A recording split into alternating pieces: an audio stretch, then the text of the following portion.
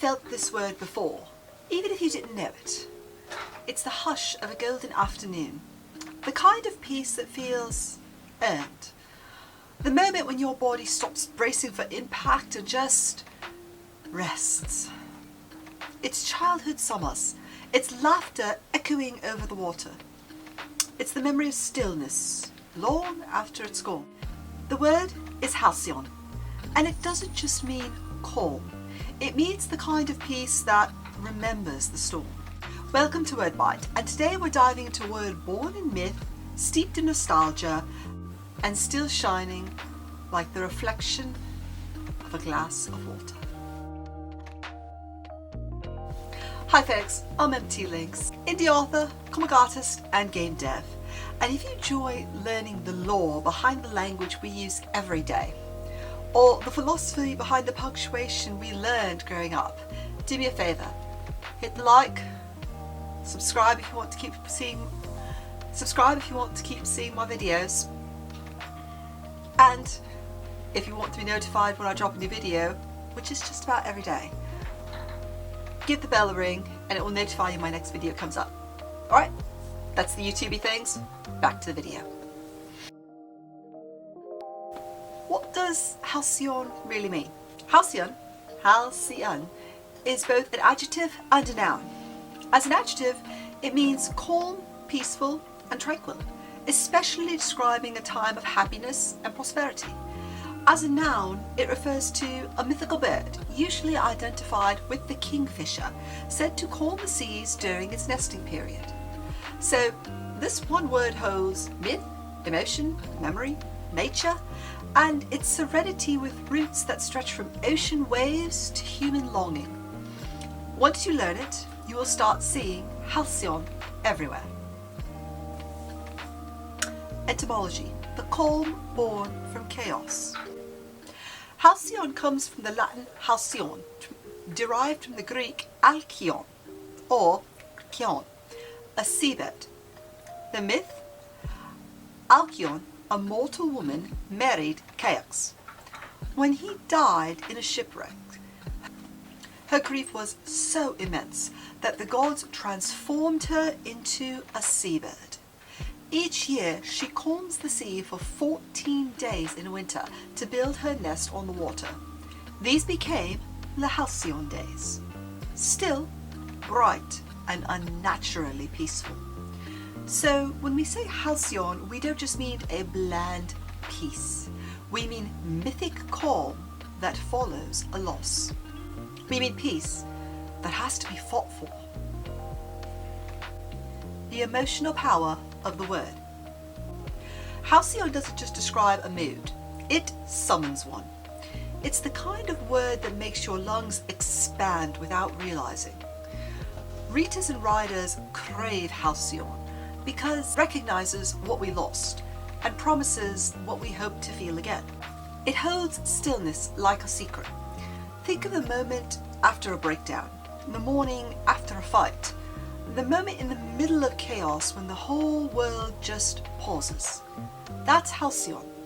It's not just calm, it's graced calm, earned calm. So, writers, how can you use Halcyon in fiction? Well, here's where the word really gets its power. You can use Halcyon to contrast the storm, show the aftermath of chaos. You can frame nostalgia, describe a past too beautiful to be real. You can layer irony and have a character call something Halcyon when it's not. And you can mark turning points. Use it right before everything changes. There's some examples. They spent one last Halcyon afternoon beneath the orange trees. She called them Halcyon days, but never slept through the night. Even the sea remembered the silence once. This word lets you paint calm with shadow and foreshadow. The memory of Halcyon. So here's a bit of writing workshop for you. Write a scene where a character remembers a time they thought they were Halcyon. Then show what they missed, what was coming, what that piece cost, and then layer it with metaphor. For example, sunlight that's just too bright, a breeze that never quite reaches them, a beach that is beautiful but abandoned. Halcyon isn't just beauty, it's beauty tinted through the lens of fragility. Halcyon in literature and culture. This word lives in fiction, memoir and poetry. You can look for it in classic literature, the halcyon days of the youth, World War II memoirs, remembering the peace before war, songs by artists like Ellie Goulding, Halcyon, and poetry that uses birds, tides and dusk as symbols for healing. You'll see it paired with words like twilight, shore, glass, gentle and vanished. It is a word that loves edges, and the edges of edges. Halcyon in modern use, stillness as survival. We don't just long for halcyon, we actually need it. In a world full of noise, halcyon moments matter more than ever. Like a deep breath you take before a call, a night without a notification during a chaotic time, a memory that holds your mind still.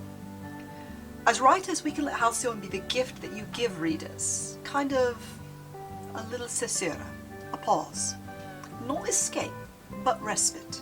The storm can and will return later, but for now, just let the water hold and be peaceful. So let's tackle the turkey in the room. Halcyon and grief. This is the ache of remembered stillness. There's a reason halcyon shows up in memoirs. Because grief generally has two chapters. What you lost and what you remember feeling safe in. That second chapter is halcyon. It's why people cry when they talk about simpler times. Not because they were perfect, but because they were quieter. And it's a nostalgic response. The sea is never calm forever, but for 14 days in the myth it was. And somewhere inside you, beneath the noise and the deadlines, beneath the doubt, there's the memory of stillness, that halcyon moment. Find it, name it, maybe even write it down, because you don't need the peace to be permanent. But in today's hectic world where everything is now, you just need it to return for a brief cesura, an interlude, a lull. I'm Empty Lynx, and this has been Wordbite. Until next time, breathe like the sea has paused, just for you. Breathe in and out. Let this be, for a moment, a halcyon, just for you. And now you know. I'll see you next time, in this video, right here.